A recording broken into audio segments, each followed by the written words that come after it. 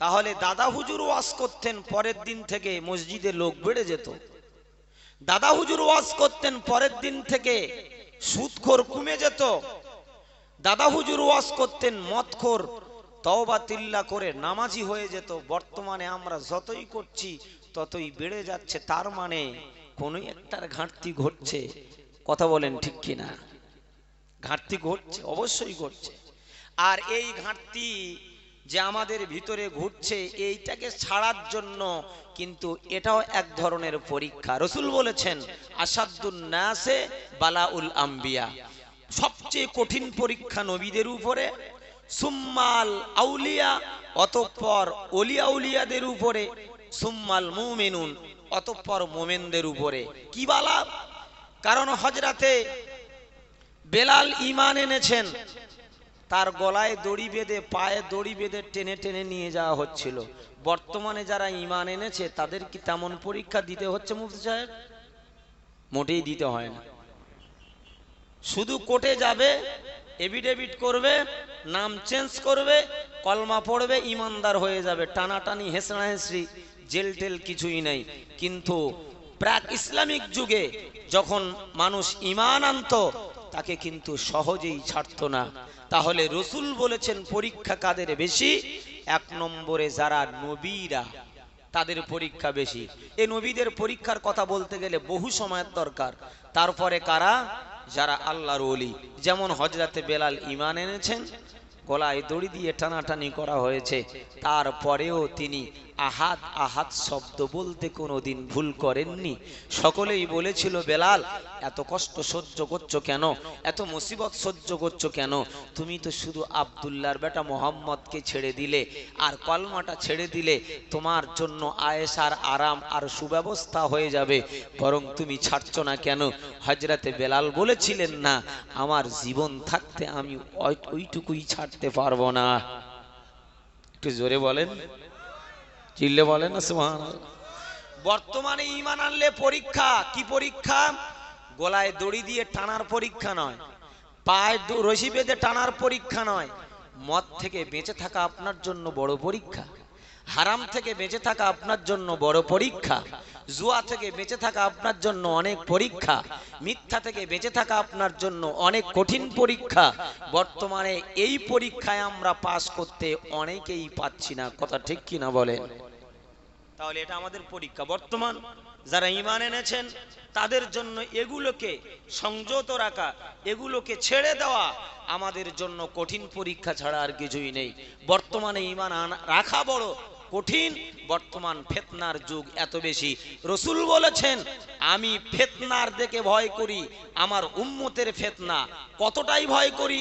ইয়াজুজ মাজুজের ফিতনা থেকে বেশি ভয় করি, দাজ্জালের ফিতনা থেকে বেশি ভয় করি। আর কাদের থেকে ভয় করি? আখাফু আইম্মাতুল মুদাল্লিন, যারা গোমরা সমাজের নেতৃত্ব দেবে, যারা গোমরা, যারা যে কোনো শ্রেণীর মানুষ হোক না কেন, যদি কোনো গোমরা নেতৃত্ব দেয়, তাহলে এই নেতৃত্ব দ্বারাই কোনোদিন সমাজ আর শরীয়ত সুষ্ঠুভাবে পরিচালনা হওয়া সম্ভব নয়। কথা ঠিক কিনা বলেন? বিশ্বনবী মুহাম্মদুর রাসূলুল্লাহ সাল্লাল্লাহু আলাইহি ওয়াসাল্লাম তিনি বলেছেন, ওয়া আমার উম্মাতান ইরাব আখলিস দীনাকা, তোমার দিনটাকে তুমি শুদ্ধ করে নাও, শুদ্ধ করে নাও। যদি তুমি দিন শুদ্ধ না করতে পারো, নামাজ তোমার শুদ্ধ হবে না, রোজা তোমার শুদ্ধ হবে না, হজ তোমার শুদ্ধ হবে না, যাকাত তোমার শুদ্ধ হবে না, নামাজ তোমার শুদ্ধ হবে না। দুনিয়ার ভিতরে যদি তুমি তোমার দিনটাকে শুদ্ধ না করে নিতে পারো, ও ভাইরা বাবাজিরা, নামাজ পড়ছেন কিন্তু আপনি দিনের উপরে আছেন বটে, দিন শুদ্ধ নয়। আপনার ভিতরে যদি অন্য শরীয়তের গরখেলাপ কাজ ঢুকে যায়, তাহলে আপনি শুদ্ধভাবে দিন পালন করতে পারলেন না। পয়গম্বরে আরবি দয়ার নবী মুহাম্মদুর রাসূলুল্লাহ বলেছেন, দিন যদি শুদ্ধ করে নিতে পারো, ইয়াকফিকাল আমালুল কলিল। ও আমার উম্মাতুম্মাতানিরা, সারা রাত ধরে নফল নামাজ পড়তে হবে না, না না না না, শুদ্ধ দিন করে নিয়ে নামাজ পড়তে বাধা নাই বাবা। আল্লাহ নবী সাল্লাল্লাহু আলাইহি ওয়াসাল্লাম বলেছেন, কারেন্টের হুক মেরে যদি তুমি সারা রাত ধরে তাহাজ্জুদের নামাজ আদায় করো, সুদ খেয়ে যদি তুমি 1 মাস কেন 6 মাস যদি তুমি রোজা রাখো, হারাম খেয়ে যদি তুমি শবে বরাতের রাত্রে 12 রাকাত ছাড়া যদি 100 রাকাত নামাজ আদায় করো, না না না না না, পয়গম্বরে আরবি দয়ার নবী মুহাম্মদুর রাসূলুল্লাহ সাল্লাল্লাহু আলাইহি ওয়াসাল্লাম বলেছেন, ওটা তুমি দিনটাকে শুদ্ধ করতে পারলে না। দিন যতক্ষণ না শুদ্ধ করতে পারবে, আমাল তোমার কোনো কাজে আসবে না। আর দিন যদি শুদ্ধ হয়, অল্প আমলেই তোমার জান্নাতের রাস্তা পরিষ্কার হয়ে যাবে। বিশ্বনবী মুহাম্মদুর রাসূলুল্লাহ সাল্লাল্লাহু আলাইহি ওয়াসাল্লাম বলেছেন, ও আমার উম্মাতুম্মাতানিরা, আমি আল্লাহর নবী জানিয়ে দিয়ে গেলাম, আশাদ্দুন নাসি বালাউল আম্বিয়া। এই দিনটাকে শুদ্ধ করার জন্য আমি আল্লাহ তাআলা যুগে যুগে নবী প্রেরণ করেছিলাম, যুগে যুগে নবী আর রাসূল এসেছে। নবী আর রাসূলের সংখ্যা হলো 1 লক্ষ মতান্তরে 2,24,000 পয়গম্বর। তার ভিতরে 315 জন হলো রাসূল, তার ভিতরে 315 জন হলো রাসূল, বাদ বাকি সব হলো নবী, বাদ বাকি হলো সব নবী। নবী কিন্তু রাসূলের মত পদ মর্যাদার অধিকারী নয়, কিন্তু রাসূল নবী এবং রাসূল উভয় পদ মর্যাদার অধিকারী। ও ভাইরা বাবাজিরা, তারা যখন দিনটাকে শুদ্ধ করার জন্য এসেছিল, জাহেলিয়াতকে তুড়ি মেরে উড়িয়ে দেওয়ার জন্য এসেছিল, আল্লাহ নবী সাল্লাল্লাহু তাআলা আলাইহি ওয়াসাল্লাম দুনিয়ার ভিতরে আসার পরেতে জাহেলিয়াতকে তিনি রোধ করতে চেয়েছিলেন বাবা।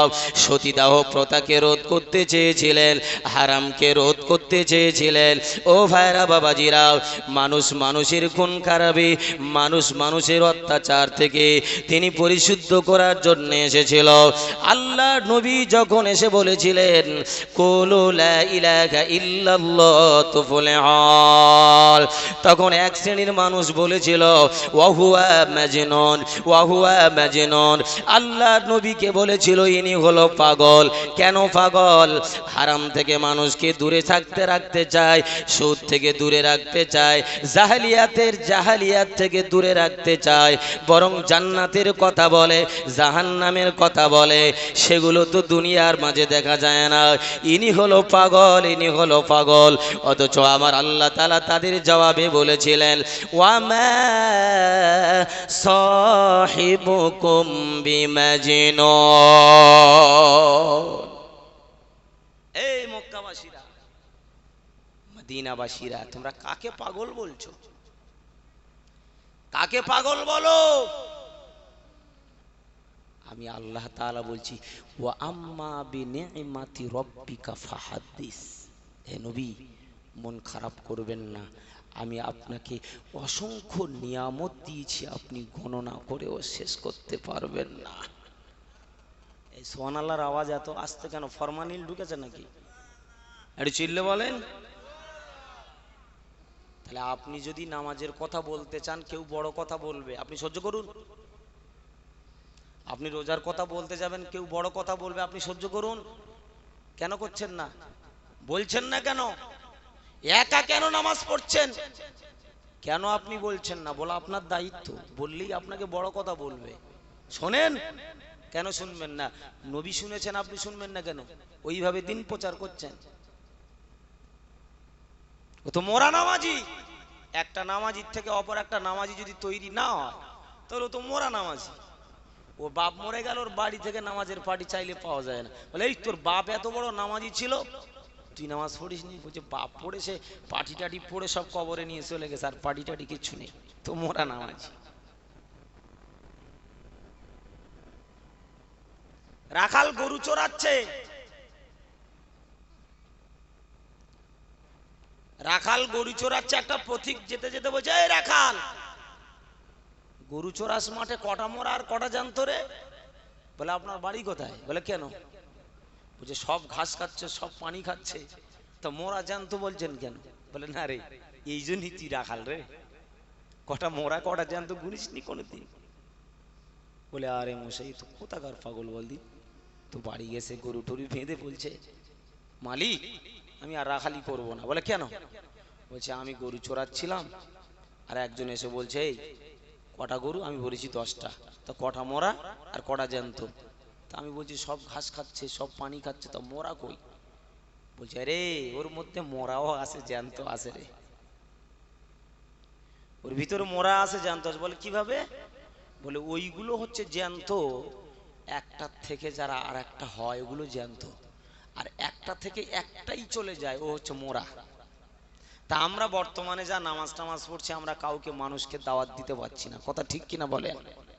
আর বললে যদি একটু বড় কথা বলে, বলবে ওর ধারে বাড়ি আর যাস না, ওর নামাজ পড়ার জন্য আমি বললাম, ও আমাকে বড় কথা বলেছে। আরে বড় কথা বলেছ তা কি হয়েছে? আপনি আবার গিয়ে বলেন, আপনি আবার গিয়ে বলেন, তাহলে কি হবে? রাসূলুল্লাহ সাল্লাল্লাহু আলাইহি ওয়াসাল্লামের দ্বীন আসলভাবে প্রচার হবে, কথা ঠিক কিনা বলেন? আমরা শুধু এই যে চেঁচিয়ে চলে যাচ্ছি না, কথা ভালো করে বুঝবেন। ইখলাস আমাদের ভিতরে, দোয়া কবুল হওয়ার শর্ত 1 নম্বর ঈমান মা আল ইখলাস, ভালো করে বুঝবেন। আপনারা যারা এসেছেন ইখলাস কতটা, আমরা যারা বলতে বসেছি আমাদের ইখলাস কতটা, ভেরিফিকেশন করতে হবে, ভালো করে ভেরিফিকেশন করেন। কিভাবে? ইখলাস যদি না থাকে তো পরিশ্রম বেকার হবে। বিশ্বনবী মুহাম্মদুর রাসূলুল্লাহ সাল্লাল্লাহু আলাইহি ওয়াসাল্লাম তিনি বলেছেন, ও আমার উম্মাতানিরা শুনে রাখো, জেনে রাখো, এমন একটা মজলিসে তোমরা আসতে চাও না বাবা, এমন একটা মজলিসকে ছেড়ে দোকানে বসে আছো, বাজারে বসে আছো, আড্ডার ভিতরে সময় নষ্ট করো, অথচ শুনতে পাচ্ছ এটা নবীর বর্ণিত ক্ষণস্থায়ী বেহেশতের বাগান। শুধু তাই বা নাকি, সূরাতুল কাহফের তাফসীরে লেখা হয়েছে ভাইরা বাবাজিরা, যেখানে তেলাওয়াতে কোরআন হয়, যেখানে জিকির আজকার হয়, সেখানে আল্লাহর অসংখ্য ফেরেশতারা হাজির হয়ে যায়।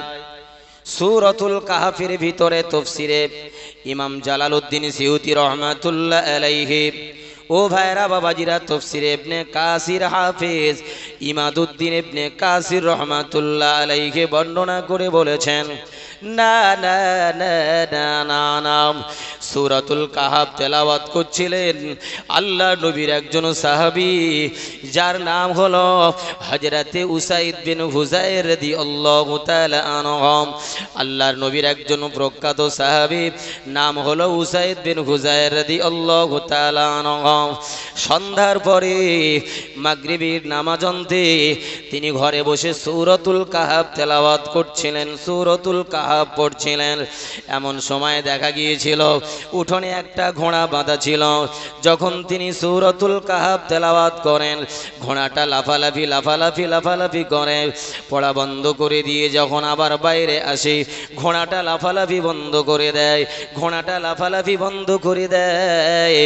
আল্লাহ নবীর সাহাবী হযরতে উসাইদ বিন হুযায়র আবার তিনি তেলাওয়াতে কোরআন সূরাতুল কাহফ পড়তে শুরু করে, আবার ঘোড়াটা লাফালাফি লাফালাফি করে। ও ভাইরা বাবাজিরা, 2-3 বার হওয়ার পরে হযরতে উসাইদ বিন হুযায়র রাদিয়াল্লাহু তাআলা আনহু বাইরে এসে আকাশের দিকে লক্ষ্য করে তাকালেন, আকাশের দিকে লক্ষ্য করলেন, আকাশের দিকে লক্ষ্য করার ফলে দেখতে পেলেন আমার আল্লাহ তাআলা আসমানের উপরে হযরতে উসাইদ বিন হুযায়রের ঘরের উপরে একটা আজগবি শামিয়ানা টাঙানো রয়েছে, যার কোনো প্যান্ডেলের, যার কোনো খুঁটি নাই, যার কোনো বাঁশকুটো কিছুই নাই, বিনা স্তম্ভে বিনা খুঁটিতে আমার আল্লাহ তাআলা একটা শামিয়ানা টাঙিয়ে দিয়েছে। আমাদের মাথার উপরে শামিয়ানা, আল্লাহর ফেরেশতাদেরকে নিয়ে আল্লাহ একটা শামিয়ানা বানিয়ে দিয়েছেন। উসাইদ বিন হুযায়র আকাশের দিকে তাকিয়ে দেখছেন, একটা শামিয়ানা দেখতে পেয়েছেন। আর এই যে দেখছেন প্যান্ডেলে সব চুনি বাল্ব জ্বলছে, ছোট্ট ছোট্ট আলো, অসংখ্য ছোট্ট ছোট্ট আলো দেখতে পেয়েছেন। আল্লাহর নবীর দরবারে ফজরের নামাজ পড়ে গিয়ে হাজির হয়ে বলছেন, ইয়া রাসূলুল্লাহ, ইয়া হাবিবাল্লাহ, ব্যাপারটা কি তো বুঝতে পারলাম না। কি দেখেছো বাবা? দেখেছি কোরআন পড়া বন্ধ করে আকাশের দিকে তাকিয়ে দেখলাম অসংখ্য তারকার মতো আলো দেখতে পেয়েছি, একটা প্যান্ডেল দেখতে পেয়েছি। আল্লাহর নবী বলেছিলেন, উসাইদ বিন হুজায়ের, তুমি যখন ওই তেলাওয়াতে কোরআন করছিলে, আল্লাহর অসংখ্য অসহস্র ফেরেশতারা তোমার তেলাওয়াতে কোরআন শোনার জন্য তারা ওই প্যান্ডেলের ভিতরে জমে জমে জমে জমে বসছিল। জোরে বলেন না সুবহানাল্লাহ। তুমি যদি তেলাওয়াতে কোরআন ফজর পর্যন্ত করতে, তাহলে একটাও ফেরেশতা প্যান্ডেল ছেড়ে বাইরে যেত না। আর আমরা প্যান্ডেলে আসবো কি না আসবো 10 বার ভাবছি। যদিও বসে যাই, মাঝে মধ্যে উঠে পালিয়েও যাই। নাই, প্যান্ডেল অনেক বড় দামি, প্যান্ডেল অনেক বড় দামি। বিশ্বনবী মুহাম্মদুর রাসূলুল্লাহ সাল্লাল্লাহু আলাইহি ওয়াসাল্লাম তিনি বলেছেন, তাহলে প্রথম নম্বর মুসিবত আসবে নবীদের উপরে আসবে। নিশ্চয়ই নবীদের উপরে মুসিবত এসেছিল। তিনি যখন বলেছিলেন, কাফেরদেরকে লক্ষ্য করে বলেছিলেন, ওয়ালা তাজআলু মা'আল্লাহি ইলাহান আখার ইন্নী লাকুম মিনহু নাযীরুম মুবিন। ওয়ালা তাজআলু মা'আল্লাহি ইলাহান আখার ইন্নী লাকুম মিনহু নাযীরুম মুবিন। ও মক্কাবাসীরা, ও মদিনাবাসীরা, ওয়ালা তাজআলু মা'আল্লাহি ইলাহান আখার, আল্লাহর সঙ্গে তোমরা কাউকে শরীক বানাইও না, আল্লাহর সঙ্গে কাউকে শরীক করো না। আমার আল্লাহ হলেন এক, অদ্বিতীয়। কুল হু আল্লাহু আহাদ। হে নবী, আপনি বলে দেন আল্লাহ এক, আল্লাহুস সামাদ, আল্লাহ হলেন নিরপেক্ষ। লাম ইয়ালিদ ওয়া লাম ইউলাদ, তিনি কারোর সন্তান নয়, তিনি কোনো সন্তান জন্ম দেন না। হাবিব আপনি বলে দেন, হাবিব বলতে শুরু করেছেন, লা তাজআলু মা'আল্লাহি ইলাহান আখার, আল্লাহর সঙ্গে কাউকে শরীক বানাইও না, আল্লাহর সঙ্গে কাউকে শরীক অংশীদার বানাইও না। আল্লাহ নবী সাল্লাল্লাহু আলাইহি ওয়াসাল্লাম বলেছিলেন, ইন্নী লাকুম মিনহু নাযীরুম মুবিন, আমি তোমাদের জন্য প্রকাশ্য সতর্ককারী। কিসের সতর্ককারী? জাহান্নামের সতর্ককারী, জান্নাতের সুসংবাদ দানকারী। তোমরা আমার কথা মেনে নাও, মেনে নাও, মেনে নাও। ও ভাইরা, বাবাজিরা, আল্লাহ নবী বলার পরেতে এই হলো তার কঠিন পরীক্ষা। ইট মারা হলো, পাথর মারা হলো, পাগল বলা হলো। আল্লাহ নবী বসে বসে ঝরঝর ঝরঝর করে কাঁদতে শুরু করেছেন, ঝরঝর ঝরঝর করে কাঁদতেছেন। আল্লাহ, সত্য কথা বলতে গিয়েছি তাদের কাছে, জান্নাতের কথা বলতে গিয়েছি তাদের কাছে, জাহান্নামের কথা বলতে গিয়েছি তাদের কাছে, হারাম থেকে বেঁচে থাকার কথা বলতে গিয়েছি তাদের কাছে, জুয়া থেকে বেঁচে থাকার জন্য বলতে গিয়েছি তাদের কাছে। আল্লাহ তাআলা, তারা আমাকে তো ভালো বলল না, তারা আমাকে পাগল বলল। আল্লাহ নবী বসে বসে কাঁদতেছেন, কাঁদতেছেন। হাবিব আপনি কাঁদবেন না, কাঁদবেন না। ইন্না আ'তাইনাকাল কাউসার ফাসাল্লি লিরাব্বিকা ওয়ানহার ইন্না শানিয়াকা হুয়াল আবতার।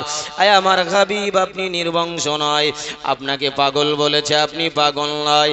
তবে হ্যাঁ হ্যাঁ হ্যাঁ, সত্য কথা বলতে গেলে অনেকেই পাগল বলবে, অনেকেই গালগালামত দেবে, অনেকে অনেক কষ্ট দেবে। আল্লাহ নবী বসে বসে কাঁদতেছিলেন। আমার আল্লাহ তাআলা নবীকে সান্ত্বনা দিয়ে বলেছিলেন, কাযালিকা মা আতাল্লাযীনা মিন ক্বাবলিহিম মির রাসূলিন ইল্লা ক্বালু সাহিরুন আও মাজনুন।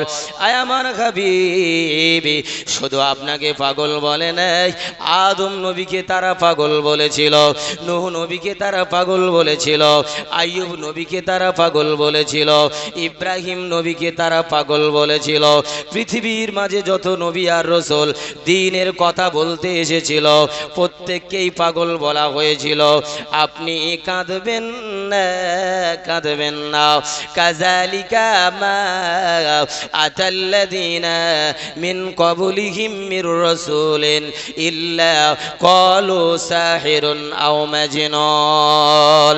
যারা দ্বীনের কথা বলতে এসেছিল, যারা নামাজের কথা বলতে এসেছিল, যারা ওয়াহদানিয়াতের কথা বলতে এসেছিল, হয় তাদেরকে বলেছে সাহিরুন আও মাজনুন, জাদুকর অথবা পাগল।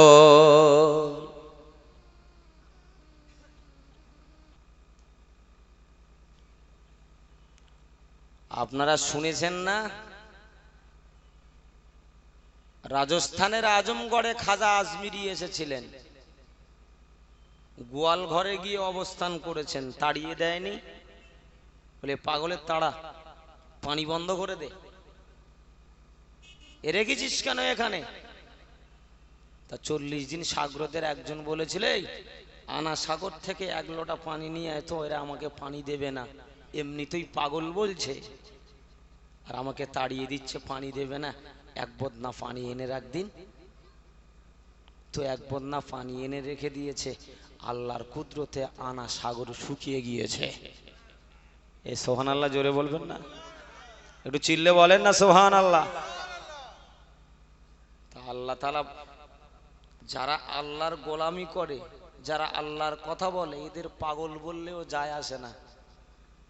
পাগল বলবেই, নামাজের কথা বলতে গেলেই বলবে মাথা খারাপ হয়ে গেছে, রোজার কথা বলতে গেলেই বলবে মাথা খারাপ হয়ে গেছে, বাবা সত্য কথা বলতে গেলেই বলবে মাথা খারাপ হয়ে গেছে। তো 1 বদনা পানি এনে রেখেছে, আনা সাগর ফেটে শুকিয়ে গিয়েছে। শুধু ফেটে শুকালে হলেও হতো, মায়েদের স্তনের দুধ পর্যন্ত শুকিয়ে যায়, কারণ পানির সঙ্গে কানেকশন। দেখবেন ভাইয়েরা, মায়েরা যখন ছোট্ট ছোট্ট সন্তানদের দুধ পান করায়, দুধ পান করানোর আগে দেখবেন পানি খেয়ে নেয়। কথা বলেন ঠিক কিনা?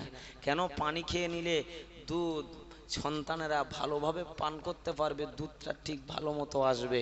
তো যখন আনা সাগরের পানি সব বন্ধ, খাওয়া দাওয়া বন্ধ, তো এরা সব চিন্তা ভাবনা করে বলছে, এই কাকে পাগল বলেছিস, যা তার পায়টায় ধরে একটু ক্ষমা চেয়ে নে, পায়টায় ধরে একটু ক্ষমা চেয়ে নে। ওই যে পাগল বলেছে, পাগল সরে গিয়েছে, ঘোড়া বাঁধা হলো, উট বাঁধা হলো। আল্লাহ বলছেন, আল্লাহর কাছে বলছে, আল্লাহ এরা আমাকে পাগল বলেছে, ঘোড়াগুলোকে এমন ভাবে বসিয়ে দাও যেন না আর ওঠে।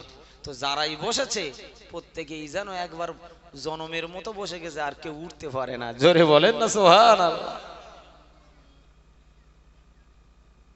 তা পাগল বললে ক্ষতি যারা বলবে তাদের, না যাকে বলে তার? কথা বলেন, যাকে বলে তার। দাদা হুজুর পীর কেবলা এই ফুরফুরায় আগে বালিয়া বাসন্তী নাম ছিল। যখন তিনি দ্বীনের কথা বলছে, হারাম হালালের কথা বলছে, তখন তাড়িয়ে দেয়া হলো। দেখবেন দোঁক বলে একটা জায়গা আছে, সেখানে গিয়ে আশ্রয় নিয়েছে। কেন আশ্রয় নিতে হলো? ও তো সত্য কথা বলেছে, হালালের কথা বলেছে, হারাম থেকে দূরে থাকতে বলেছে, তাই তাকে স্থানান্তরিত হয়ে দোঁকে চলে যেতে হয়েছে। নবী পাক সাল্লাল্লাহু আলাইহি সাল্লাম মদিনার ভিতরে শুধু আলোচনা করেছিলেন লা ইলাহা ইল্লাল্লাহু মুহাম্মাদুর রাসূলুল্লাহ। সেই আলোচনা শেষ হতেই না হতে মক্কা ছেড়ে মদিনায় চলে যেতে হয়েছে। মক্কা ছেড়ে কোথায় চলে যেতে হয়েছে? এই মিলছে কথা, কথা মিলছে বলেন? সত্য কথা বললেই তো এক শ্রেণীর মানুষ বলবে এখান থেকে ঘর দোর তুলে ফেল, একে তাড়িয়ে দে, অসুবিধা হচ্ছে আমাদের, এদের তাড়িয়ে দে, অসুবিধা হচ্ছে। না রে বাবা, ওরা তো যে কথা বলছে আসল কথাই বলছে। রসুল করিম সাল্লামকে আমার আল্লাহ সান্ত্বনা দিচ্ছেন, হাবিব আপনি কাঁদবেন না, আপনাকে জাদুকর বলেছে, আকাশের চন্দ্র কেটে দুফাঁক করে দেয়া হয়েছিল, সকলে বলেছে জাদুকর, আমি আল্লাহ বলছি আপনি জাদুকর নয়। জোরে বলেন না সুবহানাল্লাহ। আপনি জাদুকর নয়। তারা জাদুকর বললে কি আসে যায় আপনার? বিশ্বনবী মুহাম্মদুর রাসূলুল্লাহ সাল্লাল্লাহু আলাইহি ওয়াসাল্লাম তিনি বলেছেন, এজন্য ঈমানদারেরা সবরের পরাকাষ্ঠার পরীক্ষা তোমরা করবে, সবর করবে, সবর করবে। সবরকে 3 ভাগে ভাগ করা হয়েছে বাবা আমার। আল্লাহ তাআলা সূরাতুল ইমরানের 200 নম্বর আয়াতের ভিতরে বলেছেন, ইয়া আইয়ুহাল্লাযীনা আমানুসবিরু ওয়া সাবিরু ওয়া রাবিতু ওয়াত্তাকুল্লাহা লাআল্লাকুম তুফলিহুন। ও আল্লাহর বান্দারা, সবর ছাড়া তোমার ইবাদত কার্যকারী হবে না। সবরের পরাকাষ্ঠার পরীক্ষা দিতে হবে বাবা। না না না না, আল্লাহর নবী সবরের পরীক্ষা দিয়েছেন। আপনি এত সবর হারা হয়েছেন কেন? আপনি এত সবর হারা হয়েছেন কেন? সবরটা সংসারের জন্য প্রযোজ্য, নামাজ পড়ার জন্য প্রযোজ্য, ওয়াজ শোনার জন্য প্রযোজ্য। সংসার, বিবি, বাচ্চা সর্বক্ষেত্রে সবরের প্রযোজ্য। আপনি যদি সবর এখতিয়ার না করেন, সংসার আপনার নষ্ট হয়ে যেতে পারে, নামাজ আপনার নষ্ট হয়ে যেতে পারে, রোজা আপনার নষ্ট হয়ে যেতে পারে। ইবাদতের অন্যতম জিনিস আপনার ভিতরে থাকতে হবে, সেটা হলো সবর। সবরের পরাকাষ্ঠার পরীক্ষা 1 নম্বর সবর হলো সবরু আন তাআতিল্লাহ। আল্লাহর আনুগত্য করতে যাওয়ার পরিপ্রেক্ষিতে যে সবর করতে হবে, ওই সবরের নাম হলো সবরু আন তাআতিল্লাহ। আয় আমার হাবিব, আপনি সবর করুন, আল্লাহর জন্য সবর আপনি করুন, আল্লাহকে সন্তুষ্ট রাখার জন্য সবর করুন। আপনি সবর হারা হবেন না, আপনি সবর হারা হবেন না, হবেন না, হবেন না। হযরতে ইসমাঈল আলাইহিস সালাতু ওয়াস সালামকে যখন জবাহ করে দেয়া হচ্ছে, হযরতে ইব্রাহিম বলেছিলেন, বাবা তোমার হাতে দড়ি বাঁধবো, পায়ে দড়ি বাঁধবো, চোখে একটা রুমাল আমি বেঁধে নেব। ইসমাঈল বলেছিলেন, না আব্বা, এমন করতে হবে না।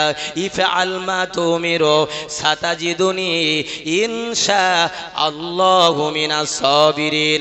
আব্বা জান, আমি নড়বো না, চড়বো না, অবশ্যই তাড়াতাড়ি আপনি আমাকে সবরকারীদের মধ্যে পেয়ে যাবে। কি গো, ওয়াজ শুনতে গেলে সবরের দরকার আছে না নেই? নামাজ পড়তে গেছেন, সবরের দরকার আছে না নেই? সবচেয়ে সবরের পরাকাষ্ঠার মাস আসছে, সামনে এসে গেছে। কতদূর এসেছে বাবা? কি মাসটার নাম কি? জোরে বলেন, সকলে বলছে না, ভয় লাগছে নাকি? এই সকলে বলেন, কি মাস আসছে? রমজান মাস চলছে, শাবান মাস চলছে, আগত রমজান। কতদূর এসেছে? সোনাখালী পর্যন্ত এসেছে, সোনাখালী পর্যন্ত চলে এসেছে। সবরের পরাকাষ্ঠার পরীক্ষা দেবে 9 মাসে। সবর কার কতটা আছে বোঝা যাবে। 12 ঘন্টা, 12-14 ঘন্টা পানি না খেয়ে, খাবার না খেয়ে সবরের পরাকাষ্ঠার পরীক্ষা দিতে হবে। 1 নম্বর সবর, ও সবরটা 1 নম্বর সবর, সবরু আন তাআতিল্লাহ। ভালো করে বোঝেন। সংসারে দ্বন্দ্ব সবর না থাকার কারণে, বাপ বেটা ঝগড়া সবর না থাকার কারণে, স্বামী স্ত্রী ঝগড়া সবর না থাকার কারণে, নামাজ কার্যকারী হচ্ছে না সবর না থাকার কারণে, রোজা কমপ্লিট করতে পারছেন না সবর না থাকার কারণে, পৃথিবীতে যারা সবরের পরীক্ষা দিয়েছে আল্লাহ তাআলার তারা নিকটত্ব হয়ে গেছে। আচ্ছা বলেন তো, নবীকে তাড়িয়ে দিয়েছেন, নবী কি সবর হারা হয়েছে? নবীকে পাগল বলেছে, নবী কি সবর হারা হয়েছে? সারা হয়েছে। তাহলে আমরা এত কথায় কথায় সবর হারা হই কেন? কথা বলতে বলতে তো লাঠালাঠি শুরু হয়ে যায়, কথা বলতে বলতে তো বন্দুক বেরিয়ে যায়, কথা বলতে বলতে তো বোমা বেরিয়ে যায়। এই কথা ঠিক বলছি না ভুল বলছি? তাহলে আপনার ভিতরে সবরটা গেল কই? নবী তো সবর ধরতে বলেছেন, সবরের শিক্ষা দিয়েছেন, আপনি সবর ধরুন। আমার আল্লাহ তাআলা তিনি আরো 2 নম্বরে ভাগ করেছেন ভাইরা বাবাজিরা, সবরু আন মাসিয়াতিল্লাহ, সবরু আন তাআতিল্লাহ, সবরু আন মাসিয়াতিল্লাহ। আল্লাহর হাবিব গো, আপনি সবর করুন, সবর করুন। আমি আল্লাহ বলেছি ইন্নাল্লাহা মা'আস সাবিরিন, আমি আল্লাহ সবরকারীদের ভিতরে বিরাজ করি, আমি আল্লাহ তাআলা সবরকারীদের ভিতরে থাকি। সবর করো ও বান্দারা, সবর করো ও ভাইরা বাবাজিরা। দ্বিতীয় নম্বর সবর হলো সবর আন মাসিয়াতিল্লাহ। আল্লাহর পক্ষ থেকে অনেক পরীক্ষা আসবে, মুমিনের উপরে আসবে, ইমানদারদের উপরে আসবে, নবীদের উপরে আসবে, ওলিদের উপরে আসবে।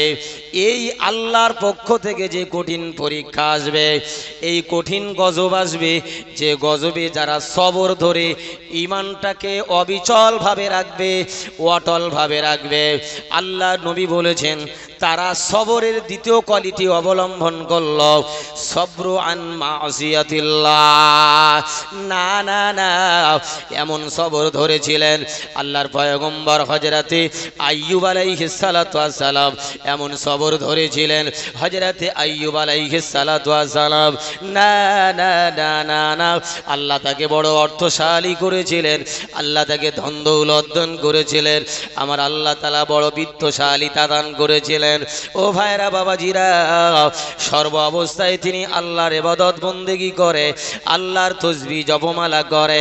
ফেরেশতারা বলেছিলেন আল্লাহ ওর অভাব নেই বলে নামাজ ছাড়ে না, অভাব নেই বলে তাসবিহ ছাড়ে না, অভাব নেই বলে তার জবান থেকে আপনার নাম কোনোদিন শেষ হয় না।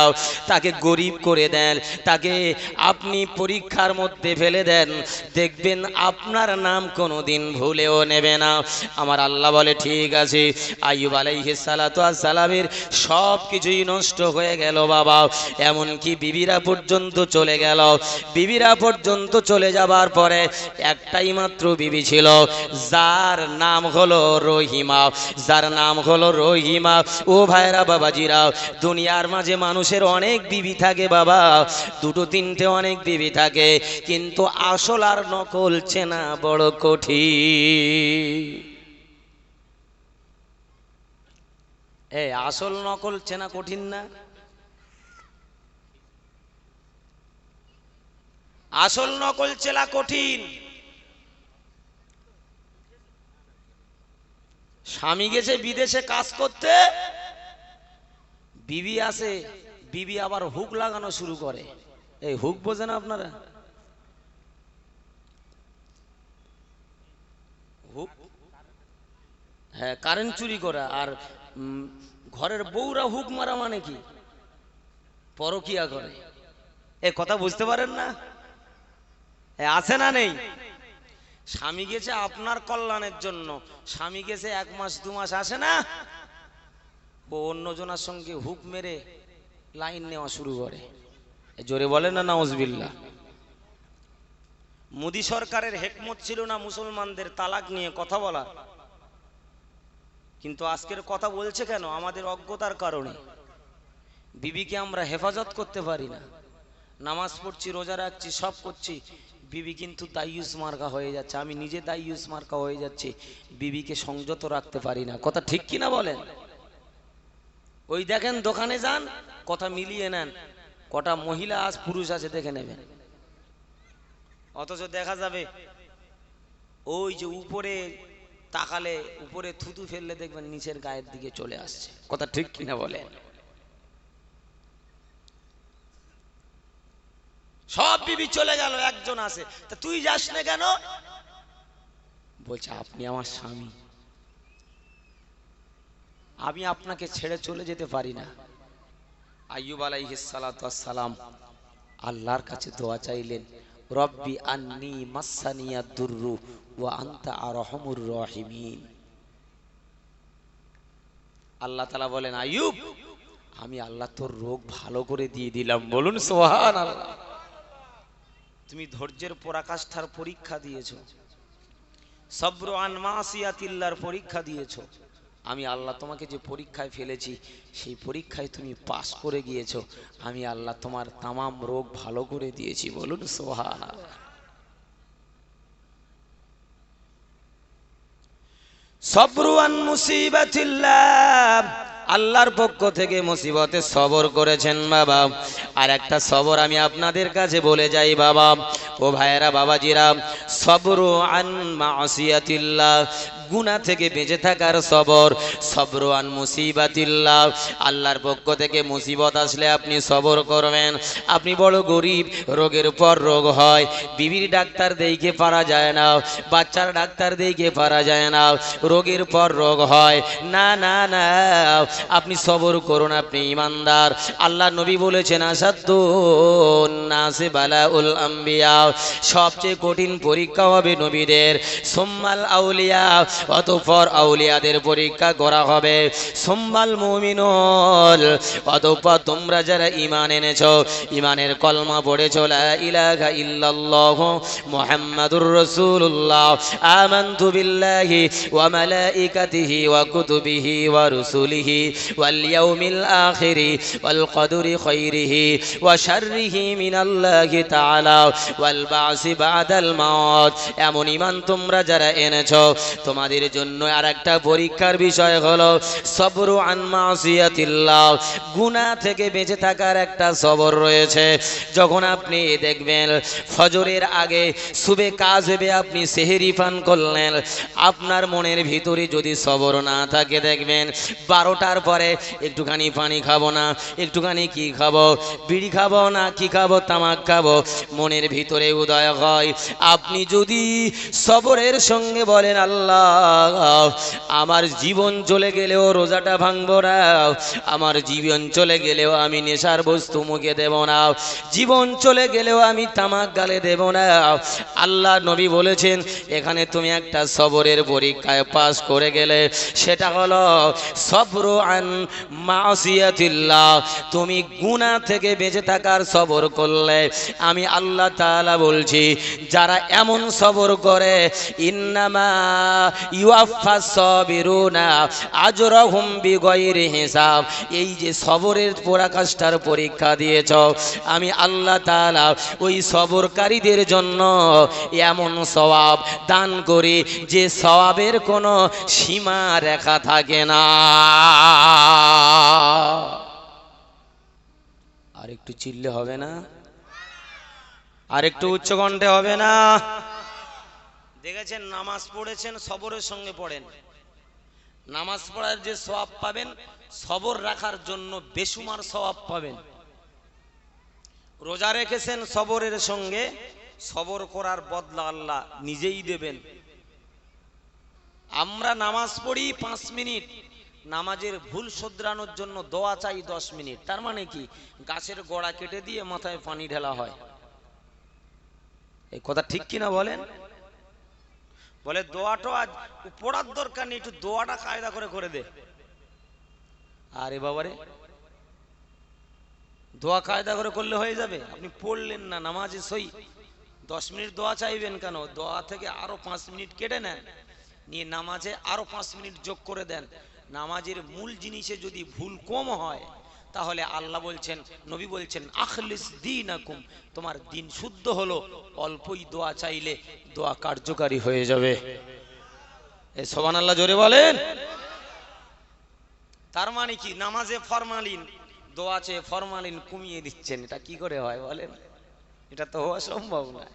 আসলে কি আমরা আসল জিনিসটাই ছেড়ে দিয়েছি। ভালো করে লক্ষ্য করুন, আখলিস দীনাকা, তোমার দিনটাকে পরিশুদ্ধ করো। তাহলে সবর ক প্রকার বললাম? এক প্রকার সবর হচ্ছে আল্লাহর আনুগত্যের সবর, দ্বিতীয় নম্বর সবর হচ্ছে সবরু আন মুসিবাতিল্লাহ, আল্লাহর পক্ষ থেকে মাঝে মধ্যে ইমানদারদের পরীক্ষার জন্য যে কঠিন, যে গজব, যে বালার মুসিবত আসে, এতে সবর করা। দ্বিতীয় নম্বর গুনাহ থেকে সবর করা। কিভাবে? আপনি রাস্তায় যাচ্ছেন, খুব সুন্দর একটা রূপসী মেয়ে আপনাকে হাতছানি দিচ্ছে, এই এদিকে আয়।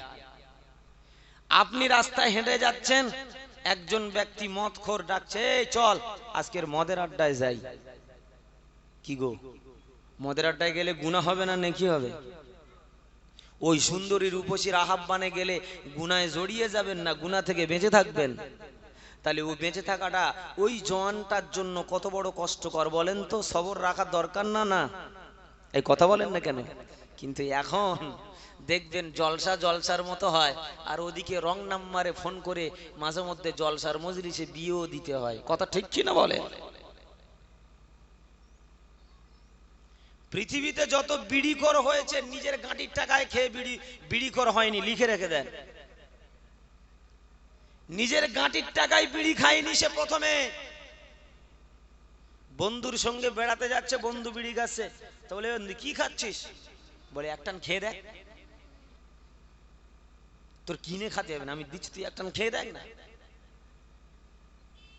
তো প্রথম দিনে এক টান মেরেছে। দিন বলছে বন্ধু ভালো লেগেছে, আর এক টান দে। তার এক টান দিয়েছে। আর একদিন বলছে বন্ধু আর এক টান দে। তো 3 টান যখন মেরেছে, তারপরে এখন যখন চাইছে, বলে পারিস তো কিনে খা, আমি আর দিতে পারবো না। এই কথা ঠিক বলছি না ভুল বলছি বলে? বলে এবার কিনে খা। তো ওর তো ঘর সংসার ভালো চলে না, মদ করে সঙ্গে ঘুরে ঘুরে ও নিজের টাকা দিয়ে প্রথমে মদ খায়নি, বলে এক ঢোক খেয়ে দেখ না কিরম লাগে মজাটা। তো এক ঢোক খেতে খেতে ও বড় মদখোর হয়ে গেছে।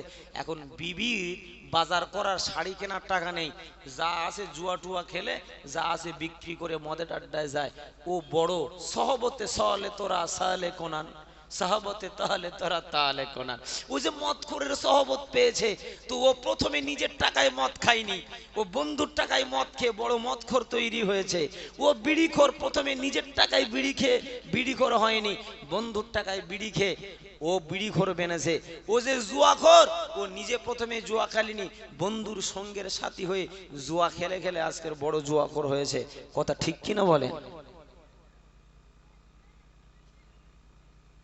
গাঁটির টাকায় খায়নি, এখন গাঁটির টাকায় খাচ্ছে। টাকা না থাকলেও চুরি করে খাচ্ছে, মানুষের অর্থ সম্পদ চুরি করে খাচ্ছে। ওই যে হাল ধরিয়ে দিয়েছে।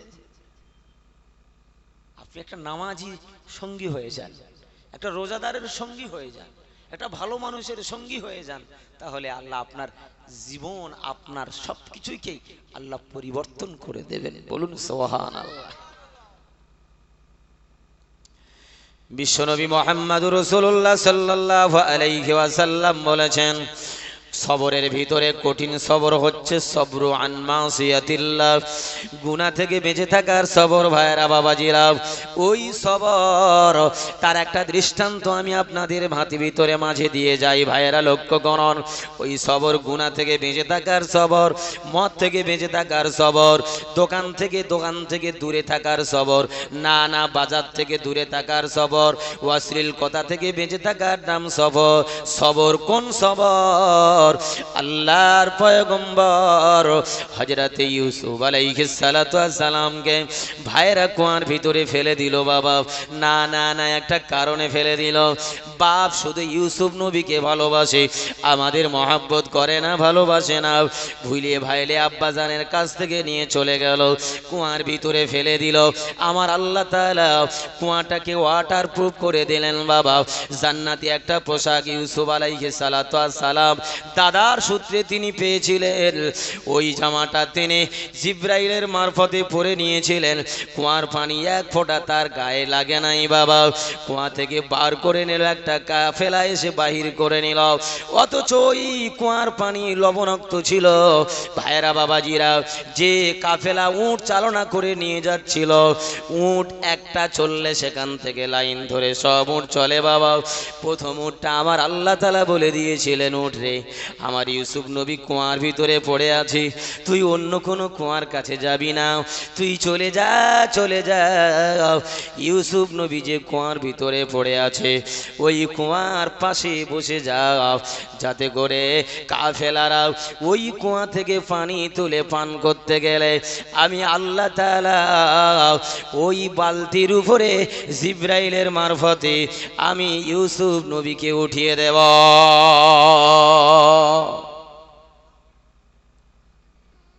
আল্লাহর করুণা দেখেন। তো ইউট ঘুরতে ঘুরতে সবে কুয়ার পাশে বলে, এই কুয়ার পানি তো তেতো, যখন যাই খেয়ে দেখি। তাই একজন বলছে, মালিক খুব পিপাসা লেগেছে, অন্তত দেখে আসি পানি মিঠা কি তেতো, একবার দেখে আসি। তা প্রথমে বালতি দিয়েছে, পানি তুলে খেয়ে দেখছে, অন্য অন্য কুয়ার পানির চেয়ে এই কুয়ার পানিটা যেন আরো মিষ্টি হয়ে গেছে। বলুন না সুবহানাল্লাহ। তো বলে এই কুয়ার পানি? বলে হ্যাঁ। বলে তো বিশ্বাস হয় না যে এই কুয়ার পানিটা। বিশ্বাস করতে পারছি না। তাহলে ওই কুয়ার পানি তুলে আনো, বালতি যখন দিয়েছে পানি তুলতে তুলতে শেষ বালতি যখন তোলে, তো বালতি এত ভার, টেনে টেনে কোন রকম উপরে তুলে দেখছে পানি তো নেই, যেন আল্লাহর একজন ফেরেশতা, যাকে আল্লাহ পৃথিবীর অর্ধ সৌন্দর্য দান করেছেন, ইউসুফ আলাইহিস সালাতু ওয়াস সালাম, কুয়ার ভিতর থেকে বালতির সঙ্গে আল্লাহ জমিনের উপরে উঠিয়ে দিয়েছেন। বলুন সুবহানাল্লাহ। ইউসুফ নবীকে দেখে বলে, এই পানি পান করবি কি করে? ছেলের এই সন্তানের চেহারা দেখলে পানির তৃষ্ণা নিবারণ হয়ে যায়। বলুন না সুবহানাল্লাহ। একে নিয়ে চল, একে নিয়ে চল। নিয়ে যাওয়া হলো, মিশরের বাজারে বিক্রি করে দেওয়া হবে। তা মিশরের বাজারে বিক্রি করা হবে। বিক্রিতে অনেক ঘটনা আমি বলতে চাচ্ছি না, আমি বলতে যাচ্ছি সবরু আন মাসিয়াতিল্লাহ, গুনাহ থেকে বেঁচে থাকার যে সবর আমরা কিভাবে শিখব তার একটা নমুনা বলছি ভাইয়েরা। মিশরের বাজারে বিক্রি করে দেওয়া হলো। মিশরের বাদশা আজিজ কিনে নিয়ে ঘরে গেল। জুলাইখাকে বলছে, একে দ্বারা ঘরের কাজ করাবে না, বরং যত্নে রাখবে, ভালোবাসবে। তো জুলাইখা দেখে, প্রথম দিন থেকে দেখে যেন প্রেমের ভিতরে একটা আবদ্ধ গভীর প্রেমের ভিতরে যেন পড়ে গিয়েছে। ইউসুফ সাল্লামের না দেখলে জুলাইখা থাকতে পারে না। বেশ বড় হয়েছে, বেশ বড় হয়েছে। প্রেমের আদান প্রদান করার জন্য প্রস্তাব দেয়, প্রস্তাব দেয়। যে ভালোবাসার প্রস্তাব আগে দেয় সে হলো আশেক, যাকে দেওয়া হয় সে হলো মাসুক। দুনিয়ার মাঝে দেখবেন ছেলে মেয়ে ভালোবাসে, এই কথা বলেন না কেন আপনারা? ভালোবাসে না? বাংলাদেশে একটা ঘটনা চলছে, আপনারা শুনেছেন কিনা জানি না। মোস্তাক, মোস্তাক নাম হলো তার, মোস্তাক আহমেদ। 60 বছর 70 বছর বয়স, 18 বছরের তিশাকে বিয়ে করেছে। তো ভালোবাসার প্রস্তাবে একে অপরে দিয়েছে, বিয়ে হয়ে গেছে। তা বিয়ে করা তো কোনো নাজায়েজ কাজ নয়। নবী পাক সাল্লাল্লাহু আলাইহি সাল্লামের বয়স 25, খাদিজার বয়স 40। তাই এই নিয়ে তো অনেক মারামারি কামড়া কামড়ি হয়নি, মানুষ শিক্ষা পেয়েছে। তা তোমরা বিয়ে করেছো, ঠিক করেছো, ইউটিউবে এসে আর তোমরা ভাইরাল হতে চাচ্ছ, নিজেদের ভিতরে তোমরা যে শরীয়তের বাঁধনে কাজ করে যত সব বেশরিয়াতি কাজ করছো, তোমার বউকে ইন্টারনেটে আনছো, কথা বলাচ্ছ, মানুষ তোমার বিবিকে দেখে অনেক রকম মন্তব্য করছে, এটাই তো তোমার জন্য নাজায়েজ। কথা ঠিক কিনা বলেন? বিয়ে করেছো জায়েজ, কাজ তো করছো নাজায়েজ কাজ। তাহলে মানুষ তোমাকে গুলি করে মারবে না তো ছেড়ে দেবে? তোমার ইন্টারনেটে আসতে কে বলেছে? তুমি 18 বছরের যুবতীকে বিয়ে করেছো, করো, শরীয়ত মানা করেনি, আইন মানা করে না। তা তুমি সারা দুনিয়ায় যদি এই শিক্ষা ছড়িয়ে দিতে চাও, তাহলে তো তোমার বিপদ আসবে। তা সব সময় ইউসুফ সাল্লামকে প্রেমের প্রস্তাব দেয়, ইউসুফ সাল্লাম মানতে চায় না। ভাইরা লক্ষ্য করুন, রসুল বলেছেন, মান ইক্তেদা বে ইউসুফ আলাইহিস সালাতু ওয়াস সালাম, যখন কোনো মহিলা প্রেমের ডাক দেবে, যখন কোনো মদখোর মদের জুয়ায় ডাক, মদের আড্ডায় ডাকবে, যখন কোনো জুয়াখোর জুয়ার আড্ডায় ডাকবে, যখন কোনো মানুষ অশ্লীল কোনো কথা তোমার কানে পৌঁছে দেবে, তুমি তখন সবর করে চলে আসবে। তাহলে আল্লাহ তাআলার নবী বলছে, ওই ব্যক্তি যে সবরটা করলো, সবরু আন মাসিয়াতিল্লাহ, সবরু আন মাসিয়াতিল্লাহ, গুনাহ থেকে বেঁচে থাকার সবর। যদি গুনাহ থেকে বেঁচে থাকতে পারে, মহাশরের মহাময়দানে ইউসুফ সাল্লামের একটা অনুসরণ করলো, এই অনুসরণ করার জন্য আল্লাহ তাআলা কিয়ামতের দিনে তার মাথায় আরশের ছায়া নসিব করে দেবেন। তুই জোরে বলেন না সুবহানাল্লাহ। তাহলে ওর নাম কি? সবর, সবরু আন মাসিয়াতিল্লাহ। আল্লাহ তাআলা নবীকে বলছেন, নবী আপনি সবর করুন, তারা পাগল বললে আসে যায় না। তাহলে আমাদের সবর এখতিয়ার করা লাগবে না, লাগবে না? এই কথা বলেন, লাগবে না, লাগবে না? নামাজে সবর রাখতে হবে কি হবে না? রোজাতে সবর রাখতে হবে কি হবে না? সংসারে সবর রাখতে হবে কি হবে না? সর্ব অবস্থায় আপনি সবরের আমল করবেন, দেখবেন অনেক বিপদ থেকে আল্লাহ আপনাকে বাঁচিয়ে নেবেন। সবর আমাদের রাখতে হবে। আল্লাহ রাব্বুল আলামিন বিশ্বনবী মুহাম্মদুর রাসূলুল্লাহ সাল্লাল্লাহু আলাইহি ওয়াসাল্লামকে বলেছিলেন, হাবিব আপনি সবর হারা হবেন না, আপনি সবর করুন, সবর করুন। কাযালিকা মা আতাল্লাযীনা মিন ক্বাবলিহিম মির রাসূলিন ইল্লা ক্বালু সাহিরুন আও মাজনুন। আয় আমার হাবিব আপনি সবর করুন, সবর করুন, আপনি সবর করুন, আপনি কাঁদবেন না। আমি আপনাকে আমি কওসার দান করলাম, আমি আপনাকে নিয়ামত দান করলাম। তাদের কাছে লক্ষ্য করে বললাম, ওয়া মা সাহিবুকুম বিমাজনুন। ও মক্কাবাসীরা, মদিনাবাসীরা, তোমরা যাকে পাগল বলো তিনি পাগল নয়, তিনি হলেন সরকারে দু আলম সাইয়্যিদিনা মুহাম্মাদুর রাসূলুল্লাহ সাল্লাল্লাহু আলাইহি ওয়াসাল্লাম। আমি আল্লাহ তাআলা তার দোয়াকে বড় পছন্দ করি, আমি আল্লাহ তাআলা তাকে বড় পছন্দ করি। আমি আল্লাহ তাআলা পৃথিবীর মাঝে সবচেয়ে বড় বন্ধু বানিয়েছি আমার হাবিব দয়ার নবী মুহাম্মদুর রাসূলুল্লাহ সাল্লাল্লাহু আলাইহি ওয়াসাল্লামকে। হাবিব তারপরেও আপনি নামাজের কথা বলুন, রোজার কথা বলুন।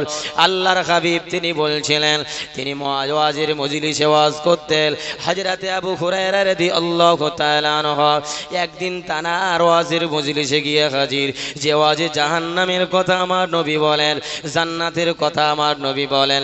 আবু হুরায়রা রাদিয়াল্লাহু তাআলা আনহু বিশ্ব নবীর একজন সাহাবী, যিনি সর্বাধিক হাদিস বর্ণনা করেছেন। ভাইয়েরা, বাবাজিরা, হযরতে আবু হুরায়রা আমার নবীর মজলিসে গিয়ে হাজির হলেন।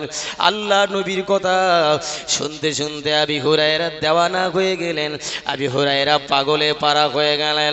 আল্লাহ নবীর মুখ থেকে জান্নাতের কথা শুনে, আল্লাহ নবীর মুখ থেকে জাহান্নামের কথা শুনে জাহান্নামের ভয় তার অন্তরে সঞ্চারণ হয়ে গিয়েছে, জান্নাতের আশা তার অন্তরে জমে গিয়েছে। ভাইরা, বাবাজিরা, হযরতে আবু হুরায়রা রাতের বেলা বাড়িতে গিয়েছে। বাবা আবু হুরায়রার মা ঘাট ধরে বার করে দিয়ে বলছে, বেটারে ঘরে তোর জায়গা হবে না, ঘরে তোর স্থান দেওয়া হবে না, যা তুই কোথায় গিয়েছিলিস সেখানে চলে যাও।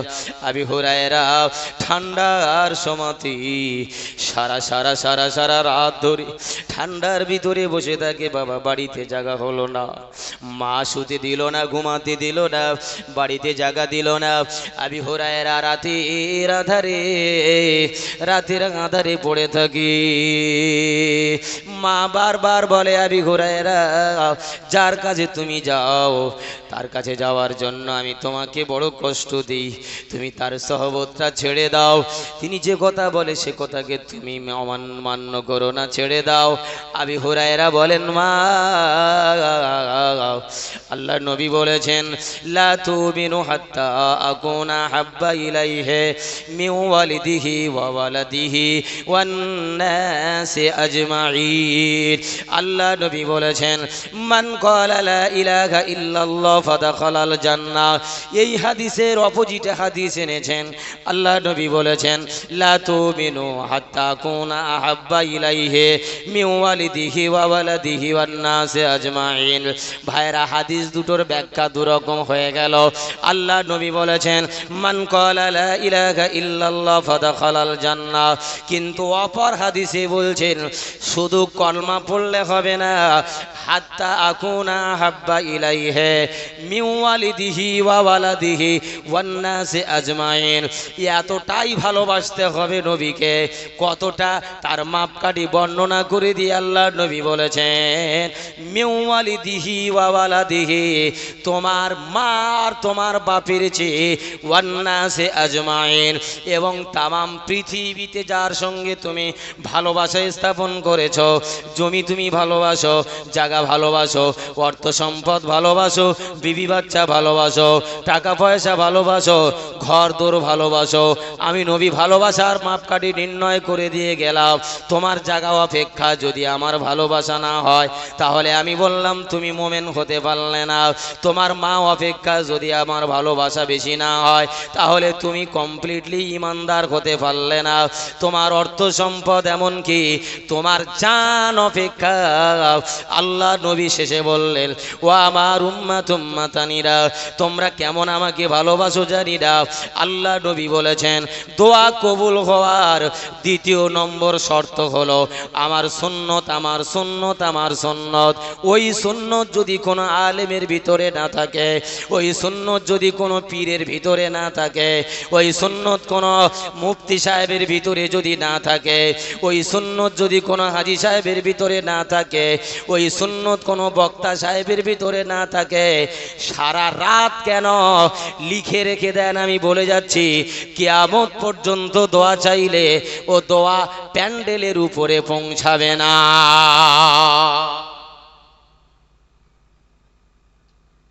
ওয়াজের শুরু করেছি, শেষ করব সে জায়গায় লক্ষ্য রাখুন। এই আমার আলোচনা আপনাদের অসুবিধা হচ্ছে? কই দেখি তাকবীর দেন দেখি। নারে তাকবীর। না, এ তো নিজের ইচ্ছায় দেন না, নিজের ইচ্ছায় এখনো তাকবীর দিলেন না। নিজের ইচ্ছায় যতক্ষণ না তাকবীর দেবেন ততক্ষণ মনের জজবা পাবেন না আর তৃপ্তি পাবেন না, মনে রেখে দেন। নিজের ইচ্ছায় যতক্ষণ না তাকবীর দেবেন নিজের তৃপ্তি নিজে পাবেন না। দেখি আর একবার তাকবীর দেন দেখি। নারে তাকবীর। আরো তৃপ্তি হয়নি, আরো তৃপ্তি ভরে তাকবীর দিতে হবে। তৃপ্তি আপনাদের কাছে, তৃপ্তি পাবেন যদি নিজে ইচ্ছায় নামাজ পড়তে শেখেন। রোনাল্ড ট্যাম্প শুনেছেন আপনারা? মসজিদে বলেছে যারা 40 ওয়াক্ত নামাজ মসজিদে জামাতের সঙ্গে পড়বে, যে ছেলেরা তার পরের দিন থেকে সাইকেল দেওয়া হবে। তাহলে সাইকেল দেওয়া উদ্দেশ্য না, আসলে নামাজি বানানোর উদ্দেশ্য। এই কথা বলেন না কেন? নামাজি বানানোর উদ্দেশ্য। দেখবেন গাড়ি যখন এক রাস্তায় চলতেই থাকবে, দেখবেন আর রাস্তা চিনতে ভুল হবে না। ও তো যখন নামাজ পড়তেই শুরু করেছেন, মাঝে মধ্যে যদি দেখবেন পিকআপ ছেড়ে দেবেন, গাড়ি এমনিই চলতে থাকবে। কথা ঠিক কিনা বলেন? 40 দিন নামাজ যে ব্যক্তি পড়তেই শুরু করেছেন, তাহলে একে ছেড়ে দিলেও ও একা একা নামাজি হয়ে যায়। জোরে বলেন সুবহানাল্লাহ। ভাইরা, এই জন্য একা একই আপনাকে মনের তৃপ্তি হাসিল করার জন্য আপনাকে একা একই যেতে হবে। ভাইরা লক্ষ্য করুন। তাহলে বলছিলাম যে কথা, আপনাকে ইমানের সঙ্গে ইখলাস থাকতে হবে। দ্বিতীয় নম্বরে আপনাকে নবীর সুন্নতের তাবেদার থাকতে হবে। 3 নম্বরে যেটা খাবেন তো অন্তত দেখে শুনে খাবেন। যা পাবেন তাই খাবেন, বিপদ ডেকে আসবে বাবা। যা পাবেন তাই খাবেন, বিপদ সমস্যা হবে। একটু বেছে খেতে হবে, বেছে খেতে হবে। এজন্য যাদের অর্থ সম্পদ বেশি হয় তারা যাকাত দেয়, যাকাত দেয়। আপনাদের এখানে আমি যাকাত নিতে আসি, এই বাবু বসে আছেন দেখেছেন, বাবুর বাড়িতে আসি, আমার শ্রদ্ধা ভাজন বসে আছেন ওখানে। আপনারা জানেন আমাদের মাদ্রাসার আমি যাকাত নিতে আসি, মাঝে মধ্যে পৌঁছেও দেয়। হ্যাঁ, সম্পদ বেশি থাকলে যাকাত, ওটা গরিবের হক। ওটা বাড়িতে রেখে দিলে লাভবান হবেন না, আর ক্ষতির দিকে যাবে। কি গো মুফতি সাহেব, কথা ঠিক কিনা বলেন? ওটা গরিব, ওটা গরিবের মাল, ওটা আপনার নয়। এই জন্য গরিবকে দিতেই হবে আপনাকে। ভাইরা, এই জন্য ওটাই ইখলাস। ওটাকে আপনার দিনটাকে খালেস করা, আপনার ঈমানটা খালেস করা, আপনার অর্থ খালেস করা। আপনার যে অর্থটা আছে যাকাত দিলে ওটা খালেস হয়ে যায়, ওর ভিতরে আর কোনো ফরমালিটি থাকে না, ওটা আপনার জন্য স্বচ্ছ হয়। আরো অর্থ সম্পদ আল্লাহ আরো বেশি বরকত দিয়ে দেয়। বলুন না সুবহানাল্লাহ। আর যদি মনে করেন না যাকাত দিলে গরিব হয়ে যাব, তাহলে এটা আপনার জন্য বড় অকল্যাণ ডেকে আনবে। এ অকল্যাণটা কিসের? দুনিয়াবি অকল্যাণ এবং আখিরাতের অকল্যাণ। নবী বলেছেন, এই জন্য ওই নবীর সুন্নত থাকা একান্ত প্রয়োজন। কেন? মা তেড়ে বার করে দিচ্ছে আবু হুরায়রা, তবু নবীর মজলিসে যাওয়া ছাড়ছেন না। নবী বলছেন, আবু হুরায়রা তোমার মা মানা করছে, তুমি শুনছো না কেন? আবু হুরায়রা বলেছিলেন, ইয়া রাসূলুল্লাহ, আপনি তো বলেছেন মা অপেক্ষায় আপনার ভালোবাসা বেশি থাকবে।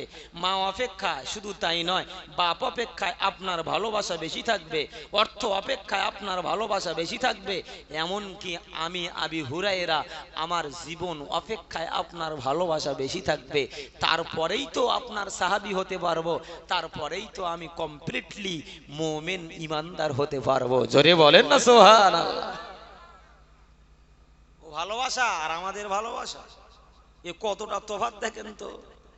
দেখেন এখানে আরো একটা বলে যাই, শুরুতে বলে দিয়েছি সূরাতুল কাহাফের একটা আয়াত পড়েছি, তার তাফসীরটা আমি এখনই বলছি, ভালো করে শোনেন। যে আমাদের কষ্ট বিফল হয় কেন? সারা রাত ওয়াজ শুনলাম, অথচ কষ্ট বিফলে যাচ্ছে কেন? এত ওয়াজ করছি, আমরাও কেন ঠিক থাকতে পারছি না? আমাদের লেসান কেন লোভের দিকে বেশি যাচ্ছে?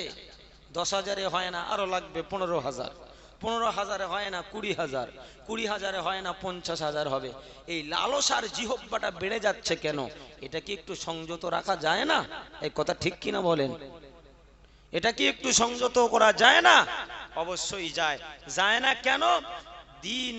এই দিন বিদায় হয়ে চলে যাচ্ছে, কারণ রাসূল বলেছেন ইয়াঈদুদ্দিন কামা বাদা, দিন যেমন শুরুতে ছিল গরিব, তেমন গরিব হয়ে যাবে, মক্কার দিকে চলে যাবে, দিন চলে যাবে, মানুষ দিনের ভিতরে আর থাকবে না, আস্তে আস্তে দিন বিদায় হয়ে যাবে। লক্ষ্য করুন কেন কাজ হচ্ছে না, তার একটা অন্যতম কারণ তাফসীর থেকে বলে যাচ্ছি, আপনি একটু লক্ষ্য করেন। যারা শুনতে এসেছেন তাদের ভিতরে লিল্লাহিয়াত কটা, যারা দোকানে এসেছেন তাদের ভিতরে লিল্লাহিয়াত কতটুকু, যারা বলছেন তাদের ভিতরে লিল্লাহিয়াত কতটুকু, এই তাফসীর থেকে সামান্য একটা কথা বলে যাচ্ছি। বাদশা যুলকারনাইন আপনার নাম শুনেছেন, যার হায়াত ছিল 1600 বছর হায়াত। জোরে বলেন, এ ক বছর বললাম? 16 গোষ্ঠীর বয়স যোগ করে দেখেন তো 1600 বছর হয় কিনা। কেউ মুছে হবে? 1600 বছর মুখের কথা নয়, 1600 বছর হায়াত পেয়েছিলেন। আর কি পেয়েছিলেন? তামাম পৃথিবীর রাজত্ব পেয়েছিলেন। রাজত্ব গদি বসে হয় না, পীরত্ব গদি বসে আল্লাহকে পাওয়া যায় না। মাঝে মধ্যে যারা দেশ দশের নেতা হয়, মাঝে মধ্যে ঘুরে দেখতে হয় রাজ্য কেমন চলছে, নেতা মন্ত্রীরা কেমন কাজটানা করছে। কথা বলেন ঠিক কিনা? তাহলে দেখলে কি বুঝবেন? পরিস্থিতি বুঝবেন। রাজা যতই ভালো হোক, মন্ত্রী যদি খারাপ হয়, রাজ্য ভালো চলবে? এই কথা বলেন, চলবে? মমতা ব্যানার্জিকে আমরা খারাপ বলি না, কিন্তু মন্ত্রীরা যারা আছে এরা 1 নম্বরের এখন চোর। কথা বলেন ঠিক কিনা? তাহলে চোর যদি মন্ত্রী হয়, তাহলে তো ওই উপর মহলের কোনো সুনাম হবে বলে মনে হয় না। কথা বলেন ঠিক কিনা? কারণ রাজা ভালো হতে হবে, মন্ত্রী ভালো হতে হবে, তারপরে দেশ ভালো চলবে। দেশ ভালো চলবে। স্বামীকে ভালো হতে হবে, বিবিকে ভালো হতে হবে। কারণ স্বামী ইনকাম করে, বিবি হচ্ছে ক্যাশিয়ার। ঠিক মতো যদি ও সংসারের দেখাশোনা না করে, সংসার কিন্তু ঠিক মতো চলবে, সংসারে অশান্তি হবে। কথা বলেন ঠিক কিনা? আর এখন তো ওই রকম বিবি, স্বামী কি করছে না করছে, রাতের পর রাত দিনের পর দিন খাটছে, আর স্বামীকে না জানিয়ে রাস্তাঘাটে যত ফেরিওয়ালা যায়, একটা ফেরিওয়ালা হাতছাড়া করে না। কথা ঠিক কিনা বলেন? একটা ফেরিওয়ালা হাতছাড়া করে না। বিপদ তো এই জায়গায় রে বাবা। বাদশা সেকেন্দার জুলকারনাইন পশ্চিম এবং পূর্ব গগন ভ্রমণ করে তিনি উত্তর গগনে গেলেন। যখন গিয়েছেন সে জায়গায় কিন্তু বৎসরে 1 মিনিট সূর্যের আলো পড়ে। বছরে ক মিনিট বললাম? 1 মিনিট। আচ্ছা, বৎসরে আমরা সূর্যের আলো দিনে ক ঘন্টা পাই? 12 ঘন্টা। তাহলে 1 বছরে ক ঘন্টা পাই? 1 বছরে 365 দিন। তাহলে 365 দিনকে 12 দিয়ে গুণ করলে বোঝা যাবে যে বছরে আমরা সূর্যের আলো ক ঘন্টা পাই। সূর্যের আলোর ভিতরে রয়েছে ভিটামিন ডি। দেখবেন মায়েদের বোনেদের ছোট্ট সন্তান হলে দেখবেন মাঝে মধ্যে রোদে দেবেন, সব সময় ছায়া রাখবেন না। সূর্যের আলোতে আমাদের শরীরের ভিটামিন ডি এর ঘাটতি পূরণ করে। সূর্যের আলোর কানেকশন, গাছ সালেকশন তৈরি করে, গাছ খাদ্য তৈরি করে। গাছ যেটা ছেড়ে দেয় সেটা আমরা নেই, আমরা যেটা ছেড়ে দিই গাছ যেটা গ্রহণ করে। সূর্যের আলো না থাকলে গাছ বাঁচতে পারে না। তবে সে জায়গায় বছরে 1 মিনিট সূর্যের আলো যায়। ওই জায়গায় ও কথাটা বলার উদ্দেশ্য হলো, এখানে আমরা আমাদের কথায় কাজ হচ্ছে না, তার কারণটা কি, বিফলে যায় কেন? ফালাম্মা জাম যুলকারনাইন ক্বালু ইয়া যাল কারনাইন ইন্না ইয়াজুজা ওয়া মাজুজা মুফসিদুনা ফিল আরদি আজআল বাইনাকুম ওয়া বাইনাহুম রাদমা। বাদশাহ সেকেন্দার জুলকারনাইন যখন গিয়েছেন বাবা, একদল অসহায় মানুষ বাদশাকে ঘিরে ধরে বলছে, বাদশাহ হে জুলকারনাইন, ইন্না ইয়াজুজা ওয়া মাজুজা মুফসিদুনা ফিল আরদি আজআল বাইনাকুম ওয়া বাইনাহুম রাদমা। ও বাদশাহ সেকেন্দার জুলকারনাইন, আপনি আমাদের জন্য একটা প্রাচীর তৈরি করে দেন, তাদের আর আমাদের ভিতরে ওই যে দেখতে পাচ্ছেন ইয়াজুজ মাজুজ, তারা বড় অত্যাচার করে, তারা বড় আমাদেরকে কষ্ট দেয়, তারা আমাদেরকে বড় নিমজ্জিত করে রেখে দেয়, পদদলিত করে। আপনি এক কাজ করুন, একটা প্রাচীর তৈরি করে দিয়ে যান, প্রাচীর তৈরি করে দিয়ে যান। বাদশাহ সেকেন্দার জুলকারনাইন বলেছিলেন, কাষ্ঠ নয় লোহা জোগাড় করো। লোহা তামা জোগাড় করে আগুন দিয়ে দেয়া হলো। ভাইরা বাবাজিরাও, আগুন দিলে দেখবেন লোহা নরম হয়ে যায়, আগুন দিলে লোহা গলে যায়, গলে যায়, লোহা গলে গেল। সেকেন্দার জুলকারনাইন কি করেছেন, ওই গলিত লোহা দ্বারায়, তাম্র দ্বারায় একটা প্রাচীর নির্মাণ করে দিলেন। সকাল হয়ে গেল, ইয়াজুজ মাজুজের দলেরা প্রাচীর দেখতে পেয়েছেন, কিন্তু প্রাচীর ভেদ করতে পারছেন না। ওই প্রাচীর কিয়ামতের আগ পর্যন্ত থাকবে বাবা। দুনিয়ার মাঝে ইয়াজুজ মাজুজ ততক্ষণ পর্যন্ত আসতে পারবে না। কিন্তু তাফসীরে লেখা হয়েছে, ইয়াজুজ মাজুজের দলেরা প্রতিদিন সকাল নয়, সন্ধ্যা থেকে সকাল পর্যন্ত দেয়ালটাকে ভাঙার চেষ্টা করে, দেয়ালটাকে উড়িয়ে দেওয়ার চেষ্টা করে। তাদের জিহ্বা এত ধার, তাদের জিহ্বা এত কঠিন যে জিহ্বা দ্বারাই চাটতে থাকে। প্রতিদিন সন্ধ্যা থেকে সকাল পর্যন্ত চাটতে থাকে, চাটতে চাটতে চাটতে চাটতে দেয়ালটা, প্রাচীরটা পাতলা হয়ে যায়। এমন সময় আল্লাহর করুণা কি হয়, পূর্ব গগন থেকে সূর্য উদিত হয়ে যায়। ওই সূর্য উদিত হওয়ার সাথে সাথে তারা বলে, আর চাটা যাবে না, আর কাজ করা যাবে না, এখন চলো ফিরে যাই, আবার আগামীকাল সন্ধ্যা থেকে সকাল পর্যন্ত চাঁড়ব। ও ভাইরা বাবাজিরা, তার পরের দিন এসে দেখছে দেয়াল যদি 4 হাত চওড়া ছিল, পরের দিন চেটে চেটে যে পাতলাটা করেছিল, পরের দিন এসে দেখে 4 ফুট যদি চওড়া থাকে, তার পরের দিন এসে দেখে আরো 1 হাত বেশি চওড়া হয়ে গেছে, অর্থাৎ আরো 1 ফুট বেশি চওড়া হয়ে গেছে, 5 ফুট চওড়া হয়ে গিয়েছে। কারণটা কি? চেটে চেটে পাতলা হয়ে গেছে, বলছে আগামী দিন আর চাটতে হবে না, ও ফুঁক মারলি চলে যাবে, আর আমরা ইয়াজুজ মাজুজের দল বেরিয়ে যাব। দুনিয়ার মাঝে ইয়াজুজ মাজুজের খালাতো ভাই বেরিয়েছে, জানেন? ইয়াজুজ মাজুজ যেমন কিচ্ছু বাঁচে না, দুনিয়ার এক শ্রেণীর মানুষও কিচ্ছু বাঁচে না। কথা ঠিক কিনা বলেন? এরা কিন্তু কিয়ামতের দিনেতে ইয়াজুজ মাজুজের দলে চলে যাবে। নবী বলেছেন ইয়াজুজ মাজুজের সংখ্যা হবে 999, আর আমার উম্মতের সংখ্যা হবে 1 জন।